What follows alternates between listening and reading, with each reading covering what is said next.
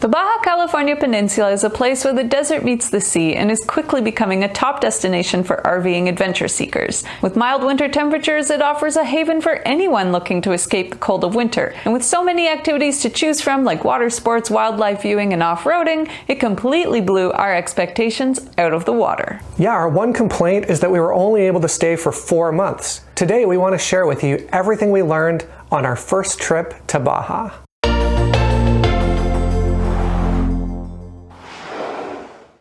We've split this video into chapters to help make it easier for you to revisit information. If you hover over the timeline, you can then click and select the chapter you're looking for. There are 5 border crossings directly into Baja: Tijuana, Tecate, Mexicali West, Mexicali East, and Los Algodones.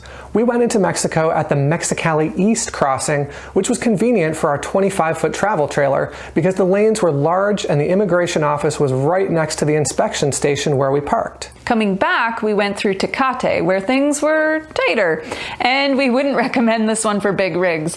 Both of these crossing points were fairly quiet, and we went through in about 20 to 30 minutes with a secondary inspection. To get into Baja California, Mexico, you need the following 5 things: a valid passport, your FMM card, maybe. This is an official tourist fee that's valid for up to 180 days and can be purchased and stamped at the border. However, Mexico is starting to phase it out. It's best to ask the border officials if you need one. Vehicle insurance. By law, driving a vehicle in Mexico requires insurance from a Mexican provider. This can be purchased online through various companies in advance or at some U.S. locations close to the border. Health insurance. Although healthcare in Mexico tends to be inexpensive, it's always recommended to have supplemental insurance before traveling. Pesos.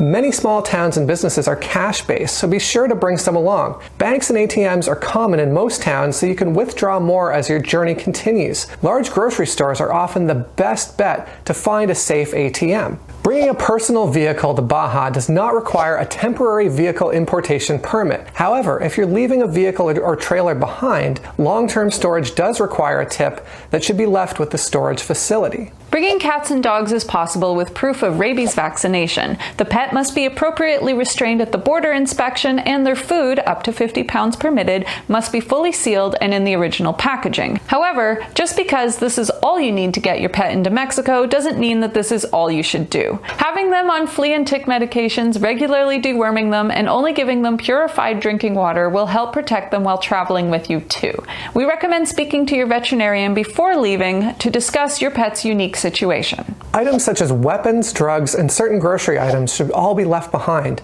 A detailed list of prohibited items can be found on the Mexican Customs and Immigration website, which we'll link to below. Many first-timers ask, is Baja safe? Our short answer is that yes, we found Baja to be quite safe. But this is a really big topic, so we've dedicated an entire video to it. Be sure to check out our video all about staying safe in Baja, which you will be able to find on our channel or linked below once it's live. Driving around Baja is not for the faint of heart, but for those willing to brave the narrow one-lane highways, speed bumps, and sandy side roads, it's the gateway to an unforgettable adventure. The #1 rule for driving in Baja is avoid driving at night because of the lack of streetlights and wandering livestock. The topes, which are the large speed bumps, are often unmarked, difficult to see, and are no joke. We hit a few of those a little faster than we would have liked, and it was brutal. Driving in Baja requires the driver's full attention, which is why we generally limited our travel days to 2 to 4 hours. A GPS, such as Google Maps, is useful for general navigating, but should not be your only tool. A good paper map is essential to cross-check a route and identify the types of roads: paved, dirt, 4x4, etc. We used the Baja Recreation Atlas, which we ordered online. There are several military checkpoints along the Baja Peninsula where the National Guard will ask you where you're going and may ask to inspect your vehicle and/or rig. Their job is to prevent the transportation of weapons, drugs, and other illegal items. We found them professional and never had any issues at these stops. So much of Baja camping is on the beach, so it's inevitable that some people will get stuck in the sand. There are usually lots of friendly people willing to help, but it's better not to get stuck in the first place. Being prepared goes a long way. So walk a new site to identify loose areas before driving in. Ask other campers in the area because they'll know the trouble spots. Carry self-rescue equipment such as a shovel, traction boards, and a tow strap. Watch self-rescue videos beforehand to know the basics. Amazingly, we didn't get stuck once, but our shovel and rubber mats got well used, helping about 30 others, including the police in Cabo, get unstuck. To get the most out of a trip to Baja, it's best to be able to camp off-grid for longer periods. Campgrounds with hookups are scarce and their quality varies. Bring gear to safeguard your rig's electrical and water systems, as water pressure can vary and electrical systems may have incorrect wiring, voltage drops, or current spikes. We did a combination of boondocking and paid camping on this trip. We found most places using the iOverlander app and by talking to other travelers. In larger cities, there are major supermarket brands such as Calimax, Soriana, Superlay, and Chaudroy. In small towns and villages, private shops are the norm. Expect to spend less on groceries, but to pay a premium for imported products such as peanut butter. Tap water in Baja is not potable. Drinking water is purchased at an agua purificada, found in all towns. Some of these facilities will have a hose long enough to run directly into an RV tank. However, we brought 5-gallon jugs to fill and then used a ball siphon to transfer water to our tank. Dumping stations are not as common in Baja as they are in the US or Canada, and not every campground has one. Apps and websites such as iOverlander or sannydumps.com come in very handy for finding them. We were always able to find one before our tanks were full. Propane is widely used across Baja, and we found refilling stations fairly easy on iOverlander or Google Maps. The 3 main suppliers are Baja Gas and Oil, Caligas, and Gas Pasa. We like gas pasa. The small green canisters for camp stoves, however, are more difficult to find, so you may want to bring enough for your trip. Gas stations are found all over Baja, with the exception of Highway 5 between San Felipe and Bahia de Los Angeles, and Highway 1 between El Rosario and Guerrero Negro. Expect to find limited to no availability in these areas. We filled jerry cans before traveling these stretches and made sure the truck was full before going through them too. English is more common in tourist areas, but less so in small towns. Knowing some basic Spanish phrases is recommended, and having a translator app or phrasebook can make communication easier. There were times when we struggled, but we still managed to get by okay. The ultimate question that we think a lot of people have is whether or not Baja is big rig friendly. While on this trip we saw rigs of all sizes, from minivans to 7-ton overlanding vehicles and everything in between. We spoke to travelers with large fifth wheels and Class A motorhomes and long Class Cs who all told us they were having the time of their lives but wish that they had something a bit smaller. For us, the ideal Baja rig is raised 4x4 and on the smaller end of things. This would allow us to fit comfortably on the narrow highways, handle the bumpy dirt roads, and have less of a chance getting stuck in the sand. There were places that we wanted to check out but couldn't because of our rig. Like so many others we met, we pushed our rig to its limits trying. We even broke a stabilizer in the process. So although you can go to Baja with a big rig, just be prepared that you'll be limited to where you can go. Good mobile coverage is available in larger towns and cities, but RVers who camp outside of the areas may want to consider satellite communicators or, like us, bringing Starlink satellite internet, since there are large swaths without any signal at all.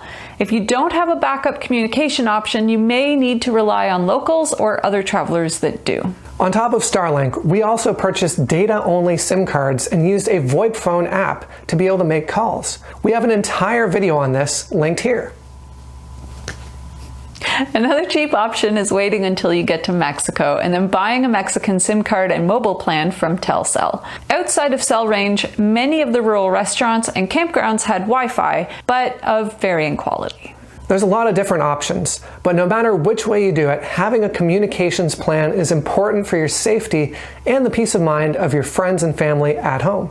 Getting sick or injured while traveling is never the plan. In addition to health insurance, taking extra precautions like eating a balanced diet, washing fruits and veggies with soap before eating them, and washing your hands regularly will help.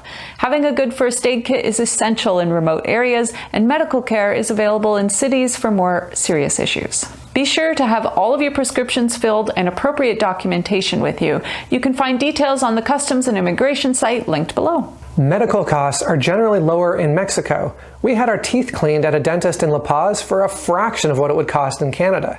The experience was not quite as luxurious, but our teeth were clean. We even met a friend who had major dental surgery done there because it was so much more affordable, and they were very happy with the results. Our Baja adventure began at the Mexicali East crossing, where we followed Highway 5 to San Felipe, our first stop. Then we continued down Highway 5 to Punta Bufeo. We continued until Highway 5 ended at Highway 1, and then we took Highway 12 to Bahia de Los Angeles, or the Bay of LA for short. After the Bay of LA, we spent a night in Guerrero Negro to reprovision before continuing on Highway 1 to Bahia Concepcion, where we were able to day trip to Mulahay as well. Following that, we went straight to La Paz and Playa Tecolote, then the East Cape, Los Cabos, Todos Santos, and back to La Paz. At this point, our journey north began, but we opted to stay in different places than on the way down. We stopped in Loreto first, then Bahia Concepcion, again because we liked it so much, then San Ignacio in time for the peak of whale season. From there we stopped in Guerrero Negro again, but for a longer visit this time, then followed Highway 1 north up the Pacific side, making stops in Santa Rosa Laita, Catavina, El Rosario, Ensenada, and Valle de Guadalupe. We crossed into California at Tecate. We have full videos of every single one of these stops for you, and we'll include a playlist at the end of this video. Now for the real question, how much does it cost to RV in Baja, Mexico? Interestingly enough, our average monthly spending was about $3,650 versus $4,800. That's 24% less than when we're at home. So in some ways, going there actually saved us money. We noticed some major differences in a few specific categories. For fuel, we spent an average of $615 a month compared to $490 while at home. Groceries were a great deal, $345 a month instead of the $560 we spend in Canada. For dining, we spent $210 a month instead of our usual $120. The prices in Baja were decent, but we ate out a lot more than we do at home. Healthcare costs were $400 a month compared to $180 since we needed to buy private insurance. And entertainment expenses were $530 instead of $200, more than 2.5 times our usual monthly spending. But hey, we came to see and experience Baja. Our biggest savings were in the home improvement and miscellaneous spending categories, which were nearly zero on our trip, as you might expect. Also, we spent almost nothing on truck and trailer maintenance, but we did have some things that needed repaired once we got home. These costs are not included in these numbers, so keep in mind that Baja will put some serious wear and tear on your rig. Repair and maintenance costs will vary a lot. Overall, the lesson here is that if you travel similar to how we did, camping mostly for free and making most of our own meals, an RV trip to Baja could actually cost you less than staying at home, depending on how you slice it. RVing in Baja is not without its challenges. We helped dig vehicles out of the sand, struggled to talk with shopkeepers, and hit a few topes a little faster than we would have liked. But the wildlife encounters, personal growth we experienced, and just the untamed beauty of the peninsula made it all worthwhile. We're so glad we made this trip, and now we understand why so many people return year after year. Hopefully we've answered most of your questions, but if we haven't, feel free to leave them in the comments below and we'll do our best to answer them for you. Good luck planning your Baja adventure, and we hope you have an amazing time like we did. Adios. Adios.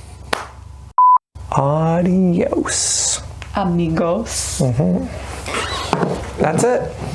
Make sure you don't miss the next video by liking, subscribing, and turning on notifications. Oh, and don't forget to check out our website and sign up for our weekly email blast. Thanks for joining us, and we'll see you in the next one.